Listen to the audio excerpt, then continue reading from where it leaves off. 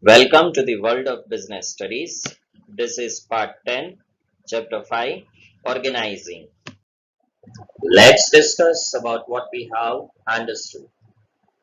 We have discussed about why there is a need or requirement of the delegation with the help of the importance of the delegation. Then we discussed about the different points which differentiates authority, responsibility, and accountability.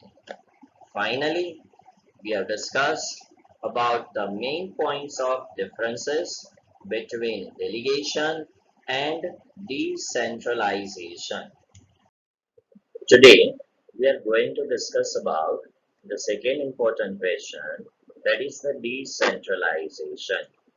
In today's session, we'll discuss about the introduction of decentralization, concept and definitions of decentralization, and why there is a need for a decentralization, that is the importance of decentralization.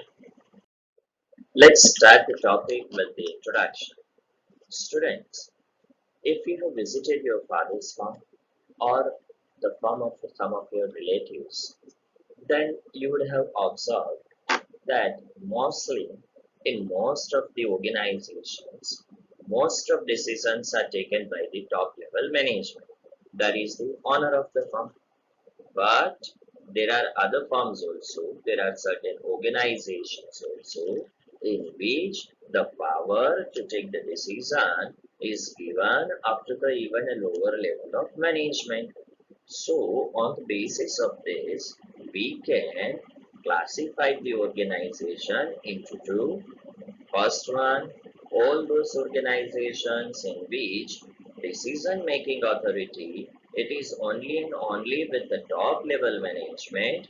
There is no role of a lower level management is considered as a centralized organization, whereas all those organizations in which the authority is shared, the power to take decision is lies even in the hands of the lower level managers, then it is known as decentralized organization. Now, normally it is seen that most of the decisions which are vital are taken by the top level management, and the decisions which are day-to-day decisions or the decisions which helps to run the organization very smoothly are given to the middle level or even to the lowest level of management. So that is what a centralized and a decentralized organization.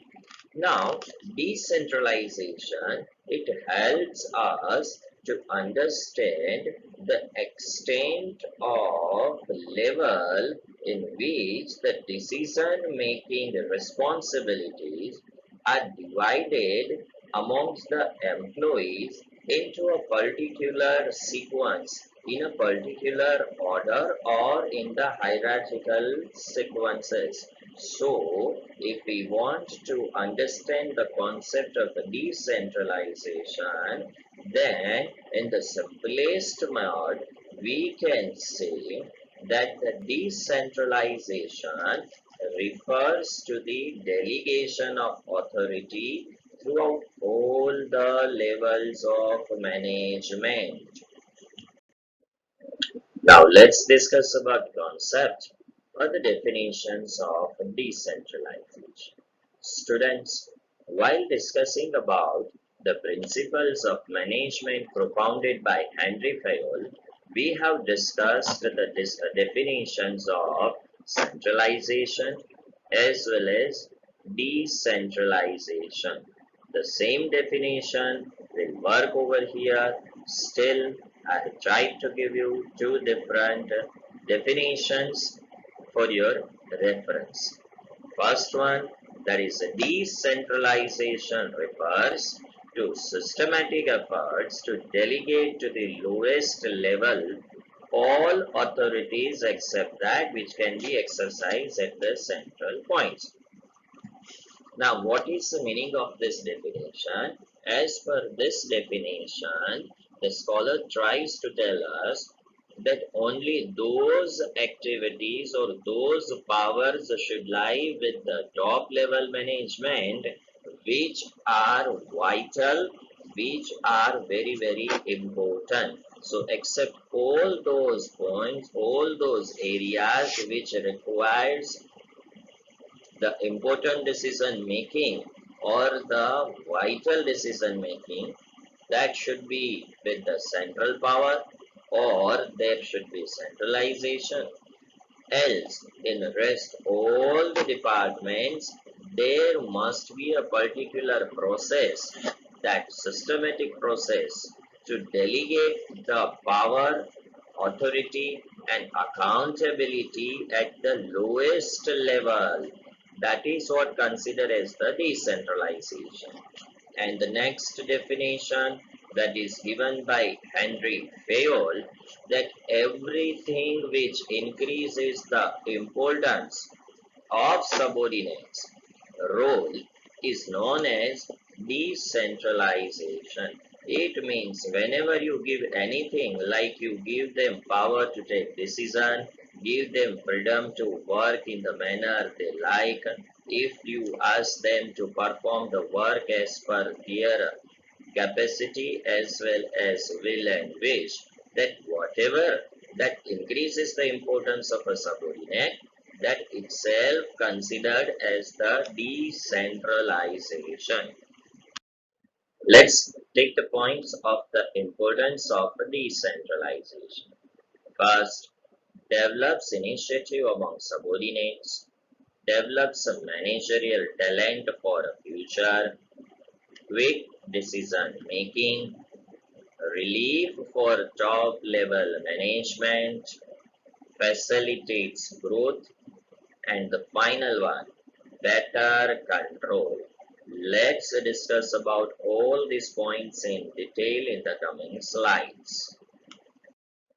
Let's start with the first point of importance, that is develops initiative amongst subordinates. Students, normally in most of the organization, managers at lower level just simply follows the decisions which are taken by the top level management. Whereas in the process of decentralization, managers at the lower level, they take the decision for firm, for a particular activity, for the betterment of the firm as well as for themselves, and they take the decision to solve the problems which they face in the performance of certain activity. In this way, decentralization promotes self-reliance and confidence amongst the subordinate, that as the authority was granted to them, they were able to take the decision in a different manner, which resulted in the betterment of the firm, and it could solve the problem faced by him as well as by the particular department. This increases the confidence. Now, how this helps in increasing the confidence and self-reliance?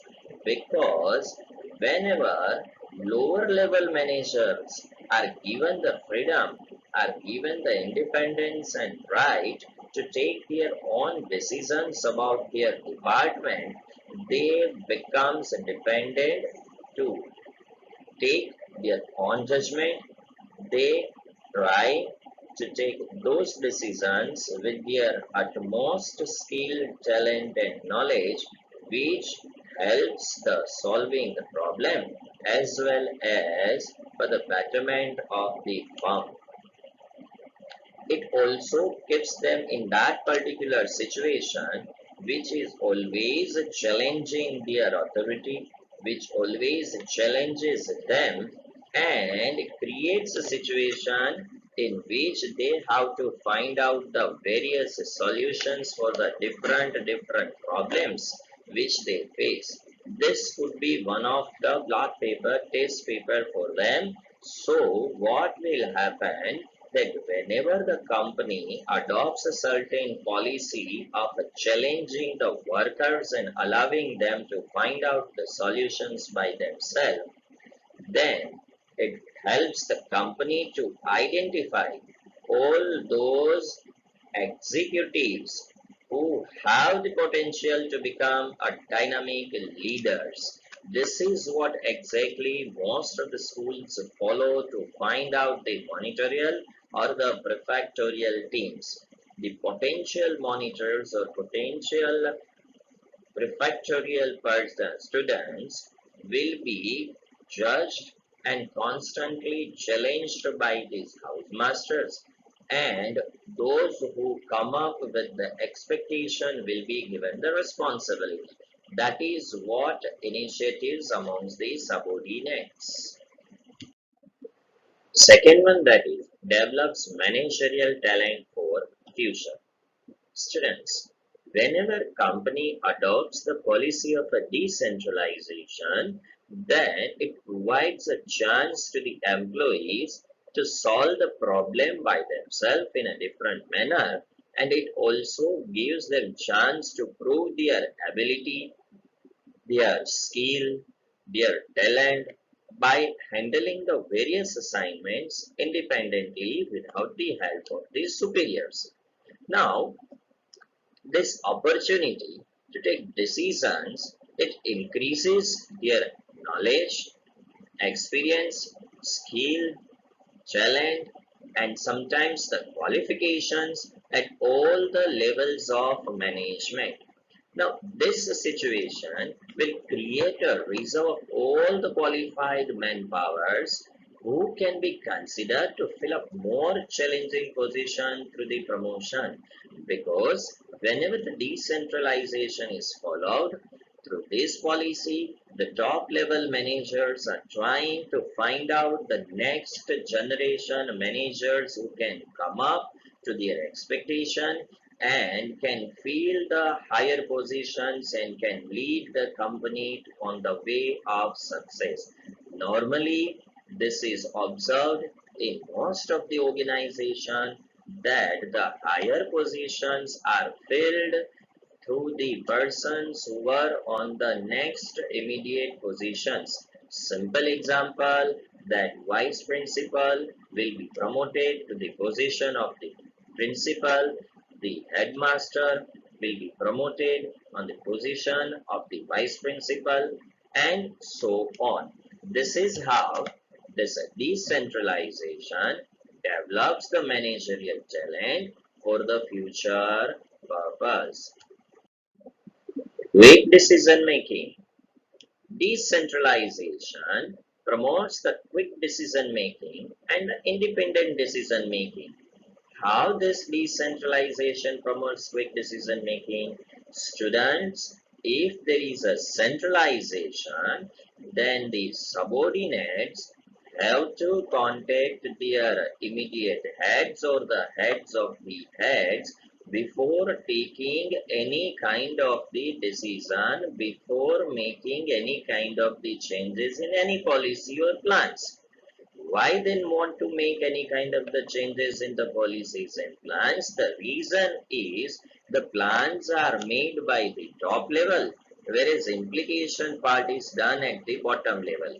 All those managers who are working at the operational levels, they are in the constant touch with the all the activities of their department. So they are the best to decide which policy or plan would be better to implement into the operations.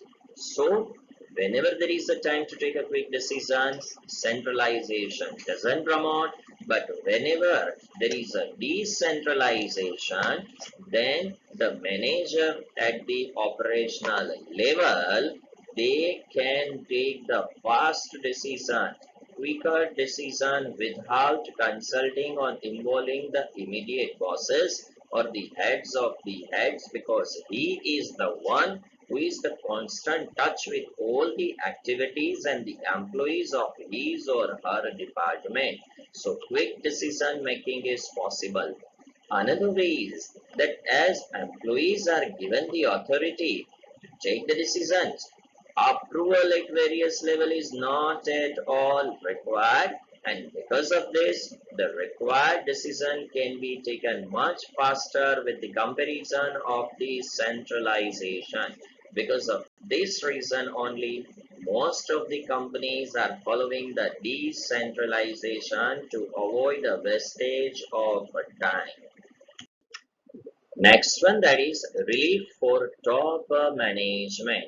Students, whenever decentralization takes place, at the time the superiors transfers their responsibility, authority, as well accountability also to the subordinates, and there is a less burden on the superiors, on the top level management regarding the common or day-to-day routine activities. So it relieves the top executives from this excessive workload, and whatever the time is saved by this decentralization process, the top level management can utilize it in some constructive manner. They would be able to make a new strategic plans for the organization, or they can provide the directions to the subordinates which will lead to the growth of organization. They can make new plans, they can find out the alternative methods of production, they can enter into the collaboration, or may be able to focus on the area which will lead to the growth of the organization. So there is a relief for the top management under decentralization. Next one, that is facilitates growth.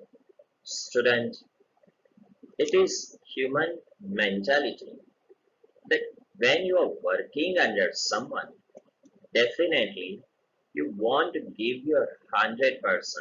You want to work to your fullest potentiality. But when you are given a certain power, when you are given a certain authority through the decentralization, then definitely you will try to give your 100% in the performance. The same happens in the organization also. This decentralization enables the manager at the lowest level as well as the departmental heads to perform their full potential, because they have been given the responsibility to perform a particular task, and they have been granted the authority and made the accountable also. So to prove that their department is the best one in the organization, they give their full potential and they plan so that they can get the things done from their subordinates effectively and efficiently. So each and every departmental heads have this mentality which will lead to the healthy competitive spirit. And whenever there is a healthy competitive spirit among the different department of an organization, it will automatically lead to the growth of organization, because each and every department will try to prove that their department is the best, and consequently all the departments works to their full potentiality, and it leads to the growth of organization. Next one, that is better control. Students, whenever the decentralization is followed by the company or the organization, it always results in the better control for the top level management as well as the departmental heads. Why? Because it becomes very easy for the departmental heads to control a single department, instead top level management controlling everything. So as the different departments are created, different departmental heads are appointed on a particular positions, it leads to the better control of the organization. And for controlling the various departments or the employees and subordinates of the different departments, organizations are following the various controlling techniques. There are certain controlling techniques which are the traditional one and certain controlling techniques which are the modern one. We will discuss about all different types of the controlling policies in the chapter controlling, but over here just for the reference I have mentioned two. First one, that is a management information system, critical point control. There are many management by exceptions, traditional controlling techniques also are there, return on investment, and there are many. Through this different controlling techniques, top level management as well as the departmental heads try to control their own departments, and this leads in controlling the contribution of each and every department in meeting the objectives of the organization. Now, after following a certain controlling techniques, if there are any kind of the shortfalls, then it could be find out at the right time and corrective decisions can be taken promptly at the right time.